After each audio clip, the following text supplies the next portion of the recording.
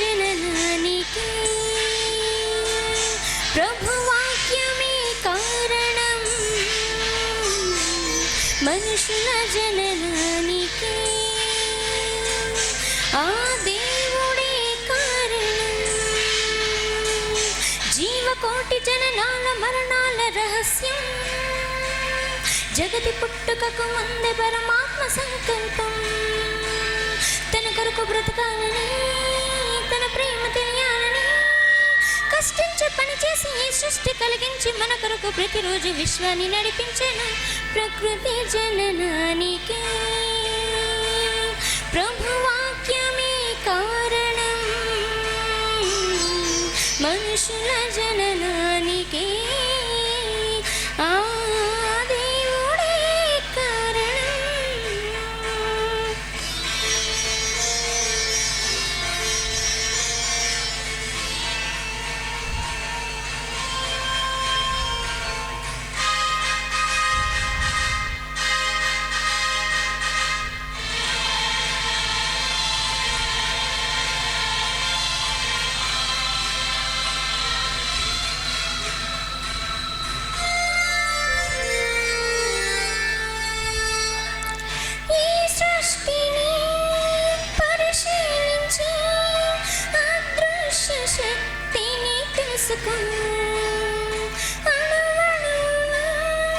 విభజించితే ఆ దేవుడున్నాడని తేను.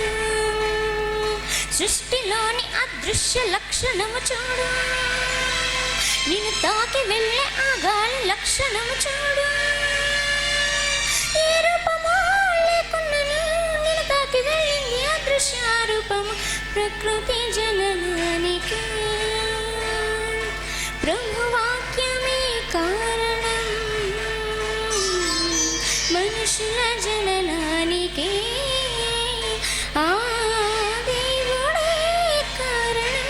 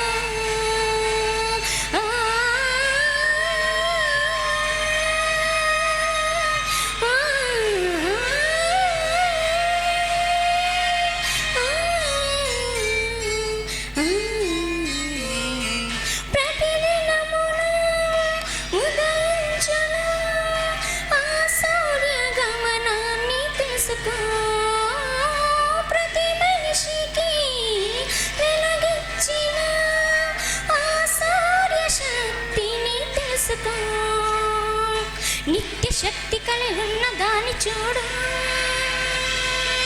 అంత శక్తి కలిగించే శక్తి ఎవరు? ఆ దేవుడే కలిగించెను, నీ కొరకు సూర్యుని వెలిగించెను.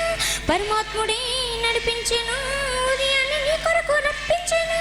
ఆ వెలుగు నీ కోసం, ఆ వేడి నీ కోసం, ఈ గాలి నీ కోసం, ఈ నేల నీ కోసం, ఈ నీరు నీ కోసం, ఈ కాయ నీ కోసం, ఈ పువ్వు నీ కోసం, ఈ కాయ నీ కోసం. ఎగిరే ఆ పక్షులను, తిరిగే ఆ జంతువులను, పెరిగే ఆ మొక్కలు, సంద్రంలో చేపలను చేసిందెవరు? తెలియాలంటే సృష్టిని పరిశీలిస్తే పరమాత్మను చెబుతుంది. అణువణువుని విడగొడితే పరమాణు అవుతుంది, పరమాణు విడగొడితే శబ్దం పుడుతుంది, శబ్దం వల్లే విశ్వం పుట్టిందని చెబుతుంది. దేవుని వాక్యం సృష్టిని చేసిందని చెబుతుంది. కులము కాదు ఇది, మతము కాదు, మత గ్రంథమే కాదు బైబిల్. మహాజ్ఞానమని చదివితే జ్ఞానులైపోతారు అందరూ. విశ్వం పుట్టుక, వృక్షం పుట్టుక, మానవ పుట్టుక, జీవుల పుట్టుక, పక్షుల పుట్టుక, పురుగుల పుట్టుక, జీవమున్న జలచరుల పుట్టుకని ముందే తెలిపిన బైబిల్ మత గ్రంథం అవుతుందా? సకల శాస్త్రాలు కలిగిన బైబిల్ శాస్త్రం అవుతుందా?